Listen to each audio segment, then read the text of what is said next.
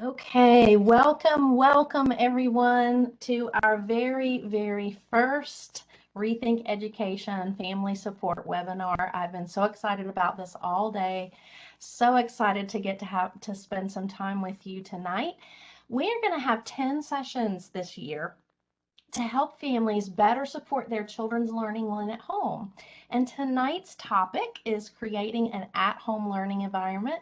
And I'm super excited to be able to share with you some ideas for making at-home learning a little easier. So we're going to go ahead and get started. So first of all, my name is Amber Garvey. I am lucky enough to be part of the Rethink Education team as the content development lead. I'll tell you a little bit more about Rethink a little later in the webinar, so you'll learn more about our program and who we are. I am a former classroom teacher and a former district level instructional technology specialist, and I love what I do, and I absolutely love being part of the Rethink Education program. And I have a very special guest in the chat, Rachel Wright-Hunio, who is our project manager for Rethink Education, and she's going to bring a wealth of knowledge to our team and some experience to our team, and we are super excited to work together tonight to bring you this first webinar. And she's going to be monitoring the chat this evening to provide assistance if you have questions. So if you have anything as I'm presenting, make sure that you use the chat bar throughout the presentation to ask any questions, and Rachel's going to keep a good eye on that for us. So welcome everyone. So let's take a look at our agenda of what we're going to go over for the next little bit of the evening. We are going to take some time to go over a few webinar basics. For some of you, this may be your first time using Webex, so we're going to give you a few tools that might help you to be interactive this evening. And we're also going to go over some meeting etiquette, some norms, so that we can make sure to have a productive and respectful session. And then we're going to discuss why having an at-home learning environment is so important for our children. Then we'll talk about where you might want to set up your study areas in your home. And then we're going to discuss how you can best ensure a good learning space for your children. Then we're going to close our session, and if there's some questions that you have, we'll leave some time at the end and stay online to answer those questions. So this is kind of our agenda for this evening, and we're going to go ahead and dig in. So first of all, let's go through our meeting norms, or our expectations for how we would like for this meeting to go. These are expectations to have in order to make this a successful session. So let's take a look at these. We want you to be present and actively engage in the activities and discussions we're going to have. I'm actually going to have some time where I want you to participate tonight, and I'll hope you be brave and take that on with me. Also, because we are coming from so many different places and we all have different expectations and different things that we value, we want to value one another's opinions. So just make sure that you're respectful of others. Also, we're going to be using the chat box, which I'll show you how to use in just a moment, and that's where you can place your questions. Also, we do have everyone muted during the session simply because life happens, and I'm hoping that there are no extra noises that are going to come from my microphone tonight. But a lot of times when you're in calls, it's very easy to have distractions and things. So we made sure to mute so that we can keep everyone at the ability to hear very well. Also, I'm going to start and end us on time. I want to be respectful of your time. I'm so happy that you're spending part of your evening with us, and so we want to make sure that you have a good experience. So now that we've gone over these norms, let's take a look at how we're going to be using Webex tonight. So some of this, it may be for some of you the first time you've ever used Webex. So I want to make sure that you can locate the chat bar. So take a few moments, and I want you to either find the chat box or the chat bar, and it will say chat on it. And if the triangle is pointing down, it should be open. So if it's kind of pointing sideways, like a greater than or less than symbol, you may need to click on it and pop it open. But here's some important things to note. If you want to type something for everyone to see, which we're going to do this evening, have some everybody participate activities, I want you to see that right here in this to box, it says everyone. and then there's a place beneath it to type into the chat, and you can hit enter and that will post it to the chat. So if you are using the everyone box, all of us will be able to see, and this is a great way to collaborate. If you want to send a message to get help, because remember, Rachel's there waiting for you if you need help to jump in and help you, you can actually change the to box. There's a little drop down and you can change it to all panelists. And then that question, when you type it and enter, will only go to Rachel and to myself. So if there's a question that you would like to ask and only ask us, that's the way that you can do it. So when we're discussing things as a group, send it to everybody. And then if you need specific help, just send it to all panelists. So hopefully you've all had a moment to find the chat feature. I see some people are already chatting in the chat box. So at least I know several of you have found it. And thanks to those of you who are already participating. So we're going to get started with our main content this evening. And I really want us to focus on why. The why. Why are we here tonight? Well, we know we're here at a webinar to try to find out about how to create an at-home learning environment for our children at home. But let's really dig in and understand the reason why that's important and to help guide us in making the best decisions for our children in terms of an at-home environment. So I'd like for you to think about with me the why that learning environments are important. So here's a quote, and this quote comes from Stanford University researcher Randolph Moose. And I want to read this quote to you, and I really want you to try to absorb this. Where students learn can affect how they think, feel, and act. Let me repeat that one more time, because that is such a powerful quote. Where students learn can affect how they think, how they feel, and how they act. So I want you to think back to your own learning experiences. For some of us, that's thinking way back, but think in the recesses of your mind about your own learning experiences. And I'm sure you're going to remember how some of those made you feel, if they really helped you do your best thinking, and how that environment made you behave. So all of us have had those positive and negative experiences with our learning environments. And we really want to make sure that our children have the best environment possible to support their learning while away from the school building. So I want to get you involved. Now it's your turn in observing a learning environment and gauging how you think it would make your child or children think, feel, or act. Okay, so get ready. Hopefully I'll start seeing that chat bar light up in a minute. I have faith in you. So what you're going to do is take a look at a home learning environment that I haven't shown you yet, but it's coming. And I want you to enter one word. Think of one word that comes to mind when considering how this environment may impact your child's thinking. And we're going to use the chat bar to share these thoughts. So make sure you have it set so everyone is going to see it. And I want you to go ahead and type in one word to describe how learning at this particular desk might impact your own child's thinking. So go ahead and let's see that chat bar light up. One word. How would that learning at that desk help your child's thinking? Cluttered, unfocused. Oh, I love this. Yes, distracted. Oh, I love these. Thank you so much for participating. This is great. Disarray. I love that word. Chaos for sure. Thank you. So as we're looking through these words, and I'm going to kind of scroll back and look at some of them that have come in, what I notice is that they're really not very positive. All of these seem to be kind of a negative connotation, distracting. Lots of you uses the word distracted or distracting, stressed, in disarray. So that's going to really impact your child's thinking in a negative way. So let's take a look now. You've gotten some practice here. So we've observed this environment specific to your impacting your child's thinking. So now we're going to try a different one.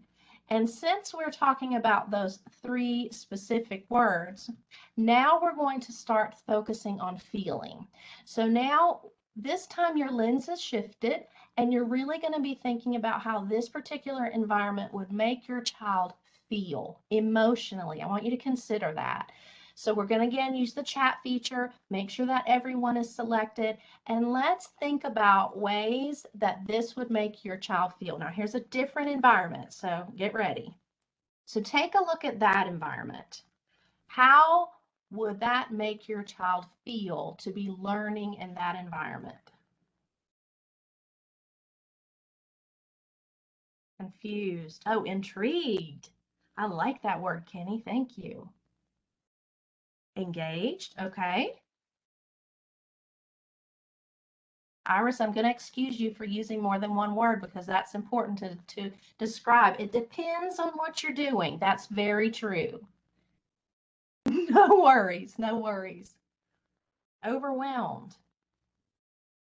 I love that some of you had a positive reaction to this environment and some of you had a negative reaction emotionally. That is such an important distinction because I want us to remember you could walk into the same exact situation as someone else and have a different emotional reaction. So that is so important. Oh, I love curious. Thank you, Michelle. That's a wonderful word. So this is what appears to be a kitchen type environment where there are lots of people interacting. And so that might make your child think that learning in that environment might be, oh, this is curious. Oh, they're engaged. Or it may make them feel overwhelmed. Or some of the other negative words were intrigued, confused, stressed. So there's both a positive and negative reaction that some of you have experienced in here. And that's just really important to note. You don't really know which way your child's going to go. So it's part of this learning process. So now we've looked at this particular environment on how it impacts your child's emotions. So I bet you can guess what we're going to do next. So now we are going to take a look at one more location. And since we have done thinking and feeling, now we're going to focus on how this particular place that I'm about to show you would make you act. I lost my place for a second because I was looking at the chat bar, sorry. So I want you to think about this particular location. If I were studying and if I were a student and I was working in this environment, how would that impact my behavior? How would I act? So let's see some words in the chat bar for this location. How would this impact your child's acting? Disengaged, distracted, so many similar ones this time. You're going to stop what you're doing and you're going to focus on whatever's on that screen, right? Anybody else? Lots of you agreeing. Distracted. Great. Disconnected. I like that word. Irritated. Like, why is that person over there having fun and I'm trying to do my work? Yeah. Great. Disengaged. You guys are so awesome. Thank you for interacting with me and really thinking through this. So we have looked at 3 different home areas. One was a desk. We looked at one that was more like a kitchen type area. And then we looked at this dark bedroom area where someone is gaming. Lethargic. Oh, I love that word. So we've looked at these 3 areas and we have been thinking about why it's important to consider the why of choosing an area to study and to learn. So let's keep going here. And now what I want us to do is look at some questions that can help guide you when considering the place where you want your child to work when at home. Now, this doesn't have to be if your child is learning online all day long. This could be just for homework or particular activity. So it doesn't matter. It's just when your child is at home learning, here are some questions that can help guide you. So the first question is this area that I'm thinking about using, is it something that's going to support my child's ability to think? Will it help my child feel undistracted and successful? So how is it going to make your child feel? And will it allow my child to act in a manner needed for them to focus and get their work done?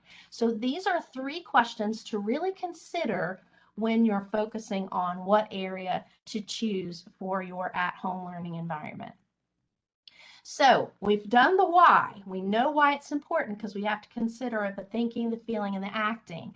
But now let's talk about where our children will best learn when they're outside of a school setting. So let's focus on the where. So as we think about where, it's important for me to make clear to you and for you to keep in mind, this is going to be different for everyone. None of us has the exact same situation in our homes. So the answer is going to be different for everybody. There is not one right answer. That's why those guiding questions can help you kind of narrow it down. So we are going to look though at some possibilities of locations. So let's get started. So what might a location be? Okay, bedroom. This could be your child's bedroom, or it could be somebody else's. Maybe they will do better in the parent's bedroom or a sibling's bedroom. It just depends on what works in your home. Desk. Again, this could be a specific desk or it could be a shared space. Maybe you have multiple children that share a workspace. This one, kitchen table. Even though the kitchen table is often a super busy area, for parents, this might be the best place to have your child work if they're needing help and support so that you can be close enough to make dinner, but also to support your child. So it could be that the kitchen table is the best place. Now, here's one I love and I often use with my daughter, and that's the card table, because a card table is portable. Fold it up, move it to a different room, so you can move the environment. You're taking that same stable thing that you're using your desk, but you're moving it to different areas depending on what's happening in your house. So when one area gets super busy, you can take that card table to another table, another room, so that's maybe not so busy. So listen to me on this next one, closet. Now, please do not think that I mean lock your child in a closet to do their work. No, no, no, that's not what I'm saying. But I do want to point this out because parents got so creative during the pandemic to figure out ways to solve some problems with their children learning online. And so you may have seen some where parents actually revamped a child's closet. And the reason they did that is so they could have a learning space inside it when they were learning, gave them a lamp, set them up in there, but then they closed the closet door when it wasn't work time. And that was giving them a physical separation between when they were having to work and when it was time to take a break. So they actually kind of transformed their child's closet to make it an area of privacy. And you may have even seen your kids go into their closet with a book because it just feels like a little nook, somewhere fun to go and learn to read or read their favorite book. Sometimes I wish I had closed myself in the closet just to kind of have some privacy. So you can have that little break.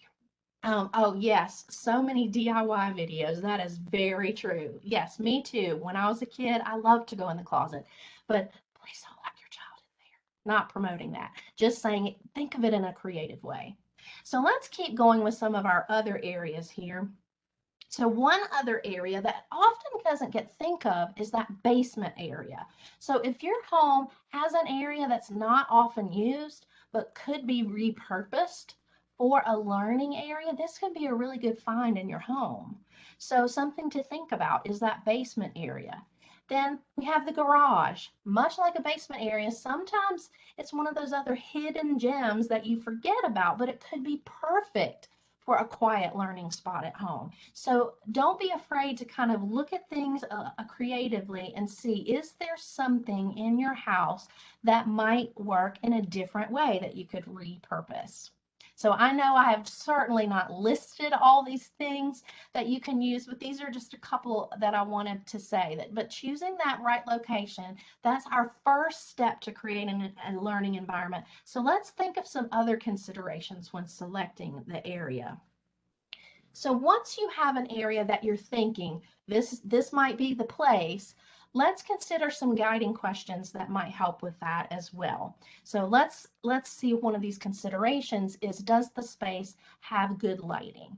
That is something that is so important. And I think that it's often misunderstood because you think if you have a laptop that has a screen or a Chromebook or an iPad that lights up, why do you need light?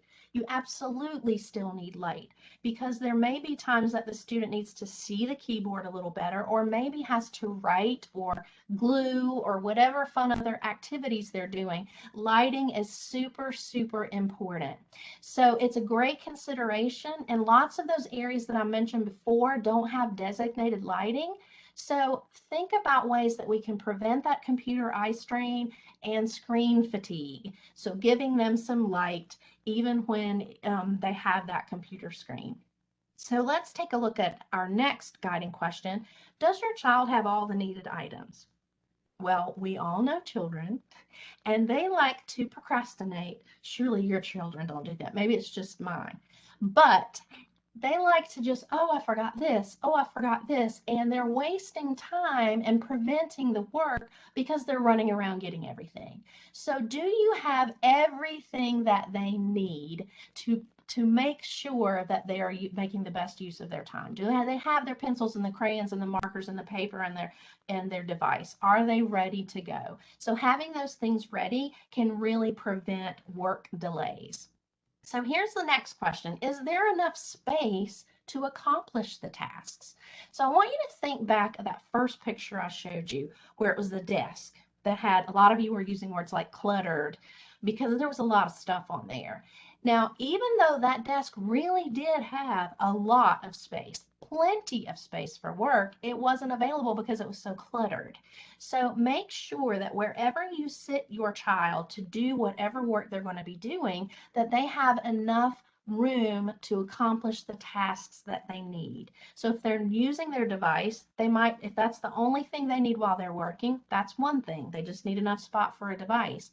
But if they have to also write or draw or cut or glue or any of those other things, you'll want to make sure that you provide them a large enough space to do that.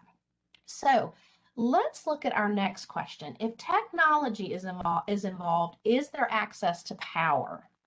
This is really important. Now, hopefully, you've helped ensure that the child has a charged device and it's ready to go. But if they've been using it a lot, you know how those batteries drain really quickly. So if you don't have an area that has a plug, allowing an extension cord or a power strip or something, or a quick charge place where they can get a charge, is going to be something that also helps prevent those delays and keeps them working. Our next question is the space as free from distractions as possible? Now, I'm giggling while I'm saying that because I know this can be super challenging when we're at home living our lives, and lives are busy and lives are messy. But there may be pets, there may be younger siblings, there may be loud neighbors, there's all sorts of things that can be happening.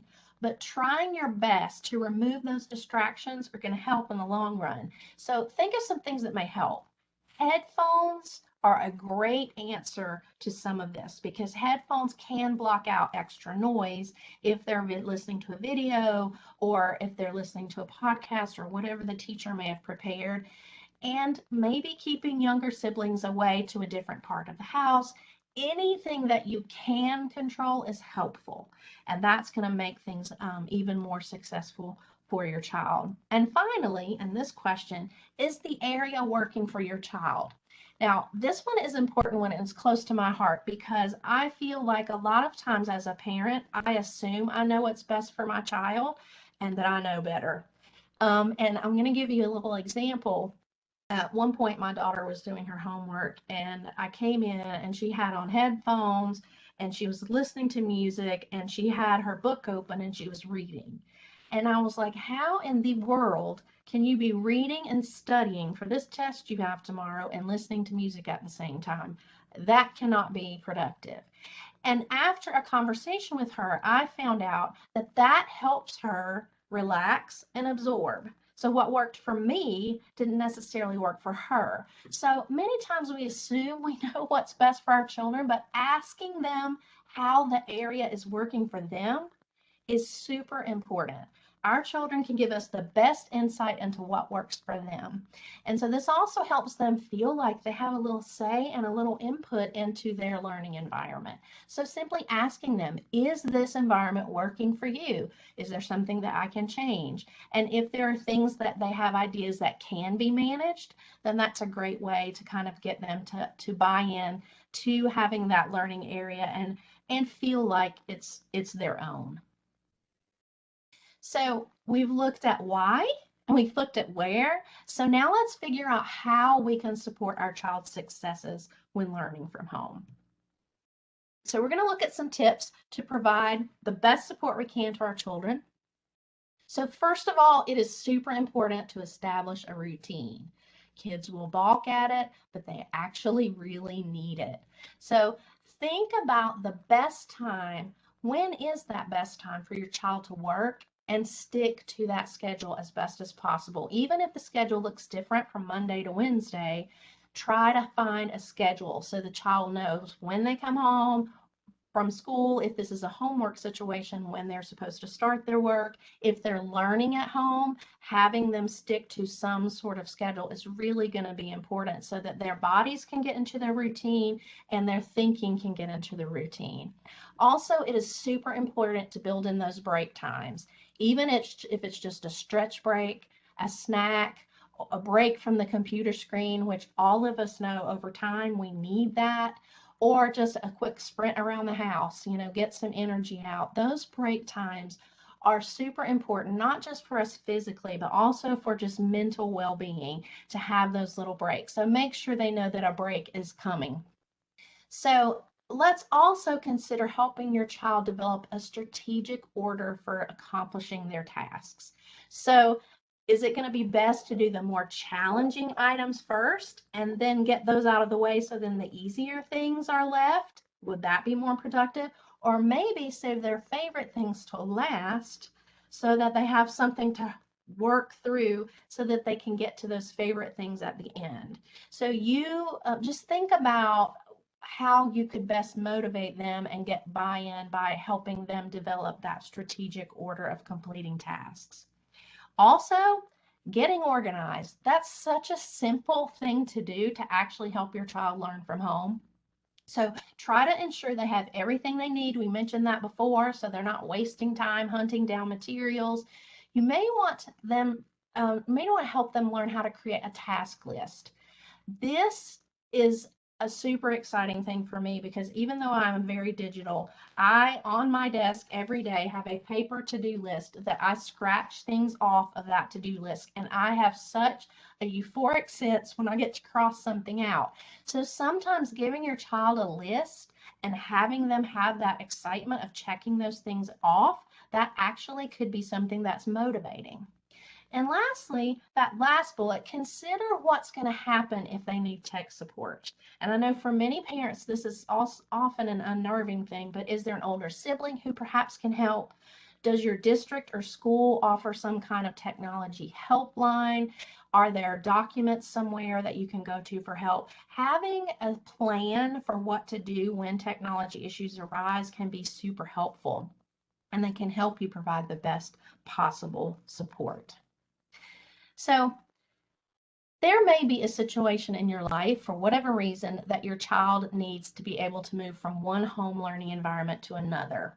Whether this is because you have a situation where there's two parents who live in different houses, or the child spends part of the time at the grandparents' house, or maybe it's a daycare or childcare situation, whatever that may be, you may be challenged with having to find more than one learning environment. And one of the things that can help is to make that portable. Making things portable can be a lifesaver. So maybe even a plastic tub or a shoebox or something to have materials ready to go so your child knows to pick that up and take that with them. And inside that tub or cardboard box or paper bag or whatever, You could have the headphones. Remember, that's helpful for focus. It also helps to keep other members of the household not distracted. If they need markers, pencils, crayons, paper for assignments, an extra charger for their device, whatever it is they need, having that bin with those materials ready to go can help your child more easily transition from one environment to another. So just consider that if your child is moving to different environments. So trying to tie this all back up. So this is the quote that we started with in the very beginning. Hopefully you see why this is such an important consideration in supporting your child to have the best possible learning experience when they're away from school. Whether your child's a remote student or simply completing homework assignments, we hope these tips will help you better support your children while they're at home. So we want to provide you with some resources from Rethink Education. And I am super excited. Rachel is getting ready to post into the chat a link to this presentation that I just used this evening. So you have all those guiding questions, you have all those resources, but I want to talk to you about these 3 bullets on this slide here. So on this first link that says calendar for upcoming webinars, I'm actually going to open that up so that you can see that. So this is the list of webinars. Some of the topics are already selected and they're ready to go, and there's even registration links. But we want to provide you the informative and relevant, I'm thinking about families, so relevant information that our North Carolina families need. So please consider registering for our other webinars. And one of the things that we are going to make sure and do is, you'll notice if I scroll down this webinar list, there are some that say to be determined. Well, the feedback that you're going to be providing us this evening and throughout all these webinars is actually going to help us provide topics that you request. So we want to make these very relevant and very time sensitive and exactly what you need. And that's our mission. So please consider what things that you might like to learn about in our webinars. So the second bullet, and this is so exciting to me because today we just had some additions to our website that could not have been more perfectly timed. So the Rethink Family Support page, I'm going to click on our Rethink Family Support page, and this is our Rethink Education page that's specifically for families. And on this page, if you scroll down, you will see some information about why we at Rethink Education are really here to support families with their children learning from home and learning at home, and in these difficult times where sometimes we're learning from home one day and at school the next. We want to make sure that you have what you need. But you see there are some documents here. These are flyers and handouts that kind of have tips and guides and questions for lots of different things. And if I scroll down, we have Spanish versions of all of these topics as well. So if we have them in English, we have them in Spanish as well. And here is the last bullet that's at the bottom. So one of the things that my team in the content development side is doing is we want to provide parents a way to better support your children when they're learning content. A lot of times parents don't feel like they know enough about the content to support their children. So what we are doing, and we have 3 of them up as of today, we have the math guides for 6th, 7th, and 8th grade. So if you're a parent of a 6th, 7th, or 8th grader who takes math, these guides are made for you as a parent in easy to understand parent language, not teacher lingo, but parent language of how you can support your children. And throughout the course of this year and next year, we're going to be adding to this, and we will have guides from kindergarten through 8th grade on all the core content areas. And we are super excited to offer these to you. And the development of these resources are ongoing. So if you come back to this page and bookmark it, you'll be able to see lots of resources that we're adding. And again, Rachel's put the link to the guide, and so you can definitely get to these links and enjoy these resources. Okay, I'm going to click back on my screen here so I can keep us going. So Thank you, thank you, thank you. Rachel and I really appreciate you attending our very first parent webinar. And we want to really know how helpful this session was for you, because we want to make those that don't have topics yet to be topics that you need. So please complete a short feedback form. Rachel's going to paste that into the chat, very short feedback form for us, so that we can ensure we're creating helpful content for our parents, helpful parent guides, helpful content guides, as well as helpful webinars. And this survey will help ensure that we get your feedback, so you're really driving what you need, and we're going to be listening to that. Also, I'm going to be sending up a follow-up email to after this webinar tonight. And in that webinar, I'm going to have the links for this presentation. So you'll get that email with the links. And I'm also going to send you this feedback form. So if you don't have time to fill it out right now, you can take time to do that in the next day or so. I really, really appreciate you coming tonight. I do want to let you know that if you have any Spanish speaking friends, family that have children in school, this webinar that we did tonight in English is going to be redone on Monday in Spanish, and Rachel is going to be leading that. And I hope that you will pass on to families that these webinars are happening. And Rachel, did you have anything you wanted to say about your webinar on Monday? I'm kind of putting you on the spot, but I saw you appear, so I didn't know. Oh no, I was just going to appear to wave at people as we were saying bye. But yes, if you have any Spanish-speaking friends or folks that you work with who have children in school, we'd love to have them in our webinar. I did put the registration link for that in the chat, so thank you Awesome. for Thank sharing you that. so much. Now we are going to stay on the line till 7:45 in case any of you have any questions about the content we shared this evening or about our webinars in general. We'll be happy to stay on and answer those questions. But for those of you who've gotten some, hopefully you've learned something this evening that has helped inspire you to find a great at-home learning environment for your child. If you're an educator and you're on here, hopefully you've found some information that you can share with parents. But we look forward to our next webinars, and we hope to see you in all of them or many of them. Thank you so very much, and we wish you a good evening, and we'll be staying online. I'm going to go ahead and stop the recording, but thank you very much for a great first webinar.